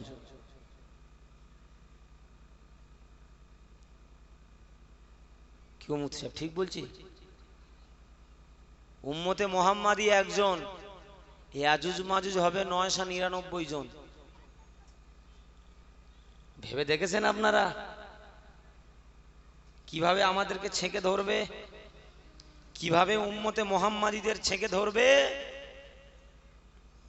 কারণটা কি? চেটে চেটে পাতলা হয়ে গেল, পরের দিন এসে দেখছে আরো 1 ফুট বেড়ে গেছে। প্রতিদিন চাটবে কিয়ামতের আগ দিন পর্যন্ত, অজান্তে তাদের কষ্ট বিফলে চলে যাচ্ছে, অজান্তে। ভালো করে বোঝেন কোন জিনিসের অজানা। ওই যে তাফসীরে লেখা হয়েছে কিয়ামতের আগের দিন তারা চাটতে চাটতে চাটতে চাটতে দেয়াল পাতলা হয়ে যাবে, আর সূর্য উদিত হবে, তখন যাওয়ার সময় বলবে ইনশাআল্লাহ আগামীকাল দেয়াল শেষ করে ফেলবো। এ কি বলেছে বাবা? ইনশা আল্লাহ। এতদিন বলবে না, অজান্তে শুধু কষ্টই করে যাবে। আমরা মানুষ ওয়াজ নসিহত শুনছি, মনে মনে করি জলসায় যাই, ইসালে সওয়াব, বিরাড়ি রান্না হবে, গরু পড়েছে 3-4টে, ভয়সা পড়েছে 3-4টে, কিছু না হলে তো খেয়ে চলে আসবো। কিন্তু আমরা বলি না যে যে কোরআন শুনবো, হাদিস শুনবো, ইনশাআল্লাহ আগামী দিন থেকে আমল করব। এজন্য ইনশাআল্লাহ না থাকার কারণে আমরা যতটুকু নামাজ পড়ছি, সারা রাত যা ওয়াজ শুনছি, সকালবেলা ফজরের নামাজ কাজা হয়ে যাচ্ছে, ওয়াজ আমাদের কাজে আসছে না, বরং আমাদের অন্তর আরো বেশি গোমরাহার দিকে চলে যাচ্ছে। কথা ঠিক বললাম না ভুল বললাম? কি গো, এটা একটা কারণ হতে পারে কি না? এটা একটা কারণ হতে পারে কিনা? নবী পাক সাল্লাল্লাহু আলাইহি ওয়াসাল্লাম বসে আছেন, ইহুদিরা এসে প্রশ্ন করেছেন, ইয়াস আলুনাকা আন জিলকরনাইন। জিলকরনাইন কে? রুহু কি? সন্তান কখন মায়ের আকৃতি নেয়, কখন বাপের আকৃতি নেয়? নবী বলছেন আগামী কাল বলে দেব। আল্লাহ তাআলা বলছেন, হাবিব আপনি আমাকে সঙ্গে করে নিলেন না? নামাজে আপনাকে সঙ্গে করে নিয়েছি, যেখানে ফরজ আছে সেখানে সুন্নত আছে, যেখানে আশহাদু আল্লা ইলাহা ইল্লাল্লাহ আছে সেখানে আশহাদু আন্না মুহাম্মাদার রাসূলুল্লাহ আছে, যেখানে বলেছি মাই ইউতিল্লাহ সেখানে বলেছি ওয়া মাই ইউতির রাসূল। তাহলে আপনি বললেন আমি বলে দেব, আমি আল্লাহ আমাকে সঙ্গে করে নিলেন না? বন্ধু বন্ধুকে যখন ভালোবাসে দেখবেন, যখন বন্ধুর নাম না নেওয়া হয়, বন্ধু অনেক সময় দেখবেন রাগ করে। রেগে যখন বন্ধুদের বিচ্ছিন্ন হয়ে যায়, ভালোবাসা মহাব্বত আরো বেশি প্রখর হয়ে যায়। কথা বলেন ঠিক কিনা? নবী পাক সাল্লাল্লাহু আলাইহি সাল্লামের সঙ্গে ওহী বন্ধ ছিল 14 থেকে 15 দিন পর্যন্ত। আল্লাহ তাআলা এটাই শিক্ষা দিয়েছিলেন, হাবিব আপনি আমাকে সঙ্গে করে নেননি, আপনার উম্মতেরা যেন কোনোদিন কোনো কাজের ক্ষেত্রে তারা যেন ইনশাআল্লাহ না ভুলে যায়। আচ্ছা বলেন তো, আগামীকাল মদ খাবো ইনশাআল্লাহ বলা যাবে? কেন? আগামীকাল মানুষে চুরি করব ইনশাআল্লাহ হবে না? আগামীকাল নামাজ পড়বো ইনশাআল্লাহ বলা যাবে? হ্যাঁ বলা যাবে নি? আগামীকাল বাজারে যাব, গিয়ে বাজার করব ইনশাআল্লাহ বলা যাবে? যাবে না? যাবে। কিন্তু সব কাজে যদি ইনশাআল্লাহ বলেন, এও বিপদ।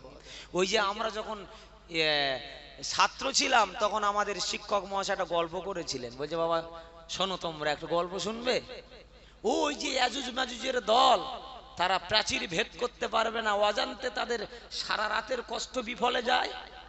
একদিন তাদের কষ্ট বিফলে যাবে না, যেদিন তারা ইনশাআল্লাহ বলবে, সেই দিন দেখবেন কিয়ামতের আগের দিন, তার পরের দিন এসে বলবে এই চেটে দরকার নেই, সবাই মিলে ফুঁ দে। সবাই মিলে ফুঁ দেবে, ওই বাদশা জুলকারনাইনের প্রাচীর চূর্ণ বিচ্ছিন্ন হয়ে যাবে। সেদিন একাধারে একেবারে ইয়াজুজ মাজুজের দল তামাম পৃথিবী ভরে যাবে বাবা। সেদিন কিন্তু আর হাতামাতা খুঁজে পাওয়া যাবে না। বলে শোন, একজন গরু কিনতে যাচ্ছে, বাড়িতে আকিকা করবে, একটা গরু কিনতে যাচ্ছে, আকিকা করবে। এই আকিকা গরু ছাড়া হয়? ছাগল দিতে পারেন, গরু ছাড়া হয়? ছাগল দিতে পারেন, ভেড়া দিতে পারেন। আবার অনেকেই বলে ছাগল দিলে পাঁটা ছাগল দিতে হয়, অনেকেই বলে খাসি দিতে হয়, অনেকেই বলে পাঁটি দিলে হয় না। এইসব ফতোয়া কোথায় পায় তা আল্লাহ জানে। অনেকেই বলে গরু দিলেও হবে না। ও বাবা, ফতোয়া আজকাল কম নেই, মানুষ ফতোয়া দেওয়ার জন্য রেডি হয়েছে, শুধু আপনি ফতোয়া নিতে পারলেই হবে। কথা ঠিক কিনা বলেন? হবে না? কে বলেছে আপনার? হবেই, অবশ্যই হবে। গরু দিলে আপনি 7 জনের নাম দিতে পারেন, উত্তম নাম। একটা ছেলে সমান 2টো মেয়ে, তাহলে একটা নাম দিলেন মানে 2টো নামের অংশে আপনি বাদ দিলেন, মানে 3টে ছেলের নাম দিলেন, ধরুন 3 দুগুণে 6টা নাম, মেয়ের নামে একটা দিলেন, 7টা নাম হয়ে গেল। এইভাবে এই ক্যাটাগরিতে আপনি নাম দিতে পারেন, 7টাই নাম আপনি 7টাই দিতে পারেন, এতে কোনো সমস্যা নেই। তা গরু কিনতে যাচ্ছে, তা ইমাম সাহেবের সঙ্গে দেখা হয়েছে। বলছি তুমি কোথায় যাচ্ছ? বলছি ইমাম সাহেব তোমার দাওয়াত দিতে এসেছি, অমুক দিন আকিকা হবে, তা আজকে গরু কিনতে যাচ্ছি। তা গরু কিনতে যাচ্ছ, নিয়ত করেছো? বলে হ্যাঁ। তা ইনশাআল্লাহ বলেছো? বলছে না। ইনশাআল্লাহ কেন বলবো? পকেটে টাকা, নিজের টাকা দিয়ে, নিজের খাটনির টাকা দিয়ে, নিজের পকেটের টাকা দিয়ে গরু কিনবো, আবার ইনশাআল্লাহ? কি জন্য বলতে যাবো ইনশাআল্লাহ? বলছে আপনি বলবেন না? বলে না, বলতে যাবো না। পকেটে টাকা, নিজের টাকা, গরু কিনবো আবার ইনশাল্লাহ গিয়েছে। তা গিয়েছে, বাজারে গিয়েছে, গিয়ে পছন্দ হয়েছে গরু, দেখতে দেখতে দেখতে পছন্দ হয়েছে। দু চারটে দালাল লেগে গেছে। এই গরুর দালাল আপনারা চেনেন না? বাজারে গিয়ে দেখবেন গরুর দালাল কাকে বলে। ও বাবা, গরুর দালাল জুটে গেছে। এদিক ওদিক জোড়াজড়ি করতে করতে পকেট থেকে টাকাটা একটা দালাল তুলে ফেলেছে। তা গরু পছন্দ হয়ে গেছে, পকেটে হাত দিয়ে দেখে আর টাকা নেই। পকেটে হাত দিয়ে দেখে টাকা নেই। মনটা খারাপ করে বাড়ি চলে এসেছে। পরের দিন ফজরের নামাজ পড়েছে, ইমামের সঙ্গে দেখা হয়ে গিয়ে বলছে, ইমাম সাহেব কাজ একটা ঘটে গেছে। বলছে কি কাজ? বলছে ইনশাআল্লাহ বাজারে গিয়েছিলাম, ইনশাআল্লাহ গরু পছন্দ হয়েছিল, ইনশাআল্লাহ কিনবো, ইনশাআল্লাহ পকেটে হাত দিয়ে টাকা নেই ইনশাআল্লাহ। বলে ও সাপ না বললে তো সোজা হয় না, টাকা চুরি হয়ে গেছে, এখন এতবার ইনশাআল্লাহ বলছেন। তো বাজারে যাওয়ার সময় একটু ইনশাআল্লাহ বললে ইনশাআল্লাহর খাতিরে আল্লাহ হয়তো আপনার কাজটা, আপনার নিয়তটা আল্লাহ পূরণ করে দিতে পারতো। কথা ঠিক কিনা বলে? তা আমরা তেমন মুসলমান, ইনশাআল্লাহ ধারে বাড়ে যেতে চাই না, ইনশাআল্লাহ বলতেও চাই না। বলছে বাবা, এই জন্য বাদশা জুলকারনাইন যে প্রাচীর তৈরি করেছিলেন, সেই প্রাচীর কিন্তু কিয়ামতের আগের দিন ওই ইনশাআল্লাহ বলার কারণে আর দেয়াল চওড়া হবে না। আপনি সব শোনেন, ইনশাআল্লাহ পাশে রাখেন, আল্লাহ তাআলা আপনার ইনশাআল্লাহর ফজিলতে আল্লাহ আপনাকে উঁচু তবকা দান করে দিতে পারেন। বলুন সুবহানাল্লাহ। ভাইরা বাবাজির আলোচনা অনেক বেশি। রাসূল করিম সাল্লাল্লাহু আলাইহি ওয়াসাল্লাম তিনি বলেছিলেন, আবু হুরায়রা তুমি আমার দরবারে আসো বাবা, আমার দরবারে জান্নাতের কথা শোনো বাবা, জাহান্নামের কথা শোনো বাবা। মা তোমাকে প্রহার করে ইয়া রাসূলুল্লাহ, ইয়া হাবিবাল্লাহ, মা আমাকে প্রহার করে ইয়া রাসূলুল্লাহ, মা আমাকে ঘাড় ধরে বাহির করে দেয়। সারা সারা রাত আমি অত্যন্ত ঠান্ডার ভিতরে থাকি গো রাসূল, ইয়া রাসূলুল্লাহ, ইয়া হাবিবাল্লাহ। মায়ের প্রতি আমি কোনো অ্যাকশন নিতে পারি না। আমার আল্লাহ বলেছেন, ও সন্তানেরা, ওয়াবিল ওয়ালিদাইনি ইহসানা ওয়াজিল কুরবা ওয়াল ইয়াতামা ওয়াল মাসাকিন ওয়া কুল্লাহুমা কওলান কারীমা ওয়া লা তাকুল্লাহুমা উফিন ওয়া লা তানহারহুমা ওয়া কুল্লাহুমা কওলান কারীমা। ইয়া রাসূলুল্লাহ, ইয়া হাবিবাল্লাহ, আমার মায়ের প্রতি আমি অ্যাকশন নিতে পারি না। মা আমাকে প্রত্যেক দিন ঘাড় ধরে বার করে দেয়, আমি আমার মাকে কোনো কিছুই বলি না। আল্লাহ নবী বলেছিলেন, তোমার মায়ের বিরুদ্ধে আমি কোনো কিছুই বলতে পারবো না। আল্লাহ নবীকে বলেছিলেন, ইয়া রাসূলুল্লাহ, ইয়া হাবিবাল্লাহ, আপনি শুধু আমার মায়ের জন্য একটু হাত তুলে দোয়া চান, আপনি শুধু আমার মায়ের জন্য হাত তুলে একটু দোয়া চান। আল্লাহ দরবারে আপনি যেটা চান সেটা আমার আল্লাহ সাথে সাথে দিয়ে দেন। আমার আল্লাহ তাআলা বলেন, ও আমার বান্দারা, আমি আল্লাহ আমার সব ক্ষেত্রে ধৈর্য থাকে, একটা ক্ষেত্রে আমার ধৈর্য থাকে না। কোন ক্ষেত্রে? যখন আমার নবী আমার কাছে কোনো কিছু চায়, তখন আমি আল্লাহ আমার দিতে কোনো রকম ধৈর্য থাকে না। আমার বান্দা মদ খায়, আমি আল্লাহ আমার ধৈর্য হারা আমি হই না, সাথে সাথে আমি তার উপরে গজব দিই না, সাথে সাথে আমি তাকে ক্ষতি করি না। আমার বান্দা নামাজ ছেড়ে দেয়, সাথে সাথে আমি আল্লাহ তাআলা তাকে আযাবের ভিতরে গ্রেফতার করি না। আমার বান্দা হারাম খায়, আমি আল্লাহ তাদের মাথায় আচানক ভাবে বাজ ফেলি না। আমার বান্দা ভুল করে, আমার বান্দা অন্যায়ের পর অন্যায় করে, আমি আল্লাহ ধৈর্য হারা হই না। শুধু আমার বান্দাকে আমি আল্লাহ সুযোগ দিয়ে দিই, আমি আমার বান্দাকে সুযোগ দিয়ে দিই, ও বান্দা লা তাকুনাতু মির রাহমাতিল্লাহ, বান্দারে আমি আল্লাহ আমার রহমত থেকে নিরাশ হয়ে যাস না। বান্দা, মদ খেয়েছো, ভুল করেছো, নামাজ কাজা করেছো, রোজা ছেড়ে দিয়েছো, আমার রহমত থেকে ঘুরে যাস না, ফিরে যাস না। আমার রহমতটা কত বেশি তোমরা মাপতে পারবে না। আমি আল্লাহ আমার রহমতের আশা রাখো, আমার রহমতের আশা রাখো। আমি আল্লাহ তাআলা আমার রহমত থেকে নিরাশ হয়ে যেও না, কিন্তু আমার হাবিব যেটা চায় সেটা দিতে আমার ধৈর্য থাকে না।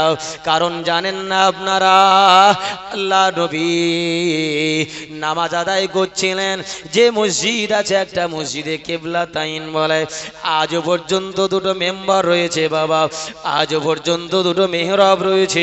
আল্লাহ নবী বাইতুল মুকাদ্দাসের আরো তিনখানা নাম রয়েছে বাবা, বাইতুল মাকদাস, বাইতুল মুকাদ্দাস, বাইতুল কুদস বলা হয়, যেটা আবার বলা হয় যেটা নূর সেলিম বলা হয়। ইংরেজিরা তারা যেটা ইংরেজিতে বলা হয় নূর সেলিম বলা হয়, জেরুজালেম মসজিদ বলা হয়। এইভাবে মসজিদটার অনেক নাম রয়েছে। আল্লাহ নবী ওই মসজিদের দিকে ঘুরে ঘুরে নামাজ আদায় করছিলেন। নামাজটা 4 রাকাত বিশিষ্ট নামাজ, আসরের নামাজ। ভাইরা বাবাজিরা, আল্লাহ নবী নামাজ পড়তে পড়তে বলেছিলেন, আল্লাহ বাইতুল মুকাদ্দাসটা যদি কাবা না হয়ে খানায় কাবাটা যদি কাবা হতো, খানায় কাবাটা যদি কাবা হতো, আমি রসুল আমি বড় সন্তুষ্ট হতাম। আল্লাহ তাআলা বলেছিলেন, হাবিব আপনি যেটা চান আমি ধৈর্য ধরতে পারি না। আমার বান্দা অন্যায় করলে আমি ধৈর্য ধরি, আমার বান্দা নামাজ কাজা করলে আমি ধৈর্য ধরি, আমার বান্দা রোজা ছেড়ে দিলে আমি ধৈর্য ধরি, আবার বান্দার হজ ফরজ হলে হজ না করলে আমি আল্লাহ ধৈর্য ধরে তার মুখের দিকে তাকিয়ে থাকি, মুখের দিকে তাকিয়ে থাকি। হাদিসটি বুখারী মুসলিমের হাদিস। আল্লাহ নবী সাল্লাল্লাহু আলাইহি ওয়াসাল্লাম বলেছেন, ওয়া আমার উম্মাতুম্মাতানিরা খামসু লায়ালিন ফিস সানাতি, বছরে এমন 5টা রাত রয়েছে।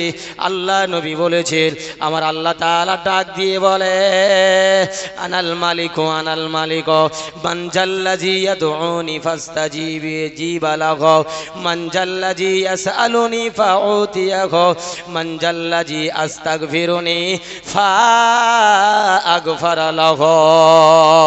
ও আমার উম্মাতুম্মাতানিরা, আমার আল্লাহ তাআলা এত বড় দয়াময়, আমার আল্লাহ এত বড় মেহেরবান করুণাময়। সামনে শবে বরাতের রাত আসছে। আল্লাহ নবী বলেছেন, লাইলাতুন নিসফি মিন শাবান, লাইলাতুন নিসফি মিন শাবান, লাইলাতুর রজবিন আউয়ালু শুহুরিন, লাইলাতুর রজবিন, লাইলাতুল ফিতরি ওয়া লাইলাতুদ দুহা। এমন কিছু কিছু রাত রয়েছে বাবা, মনে রাখা দরকার। আল্লাহর নবী বলেছেন, মানুষ যদি একটু সচেষ্ট হয়, প্রতিদিন লাইলাতুল বরাত পাবে, প্রতিদিন শবে বরাত পাবে। কারণ রাতটাকে 2 ভাগে ভাগ করে নেন বাবা। যেমন আপনার জীবনটাকে আপনি ভাগ করতে পারেন, জীবনটা আপনি ভাগ করতে পারেন, যতক্ষণ আপনার গুনাহ লেখা হবে না ওটা একটা জীবন, যখন থেকে গুনাহ লেখা শুরু হবে তখন থেকে আপনার একটা জীবন শুরু হবে বাবা।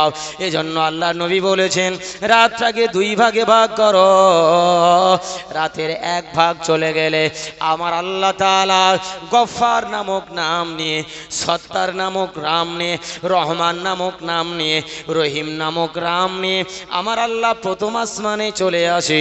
প্রথম আসমানে চলে এসে তার বান্দাদেরকে ডেকে ডেকে বলে, ও আমার বান্দা বান্দিরা, ও আমার বান্দা বান্দিরা, তোমরা কে কতটা গুনাহ করেছো আমি আল্লাহ দেখি না, তোমরা কে কতটা পাপ করেছো আমি আল্লাহ দেখি না। আমি আল্লাহ তাআলা আমার ঘোষণাটা বেশি নামাজীদের জন্য ঘোষণা, কম নামাজীদের জন্য ঘোষণা, বেশি রোজাদারদের জন্য ঘোষণা, কম রোজাদারদের জন্য ঘোষণা। আমি আল্লাহ আমার ঘোষণাটা আমভাবে হবে না, না না না। আনাল মালিক, আমি রাজার ধীরাজা, আমি আল্লাহ মালিক, দুনিয়ার মালিক, আখিরাতের মালিক, জীবনের মালিক, হায়াতের মালিক, মৌতের মালিক, ধনী করার মালিক, গরিব করার মালিক। এক কথায় আমি আল্লাহ তাআলা সব কিছুর মালিক। ও আমার বান্দা বান্দিরা, আমি আল্লাহ তোমাদের লক্ষ্য করে বলি, আনাল মালিক মান জাল্লাযী ইয়াদউনি ফাউতিয়াহু। আজকে রাত্রে যারাই আমাকে ডাক দেবে, যা চাইবে আমি আল্লাহ তাআলা তাদের সব কিছুই পূরণ করে দেব। मगर दुनिया में सुनने वाला ज्यादा है मगर अमल करने वाला कलील है, खाने वाला ज्यादा है मगर देने वाला कलील है, बलने वाला ज्यादा है मगर अमल करने वाला कलील है। तकबीर देन देखी ना रे तकबीर। ও ভাই এই তকবার আমাদের হাজী সাহেব আসছেন, আপনারা তো চেনেন, একটু তকবীর দেন দেখি না রে তকবীর। হয়নি, পিছন দিক থেকে তকবীর হবে।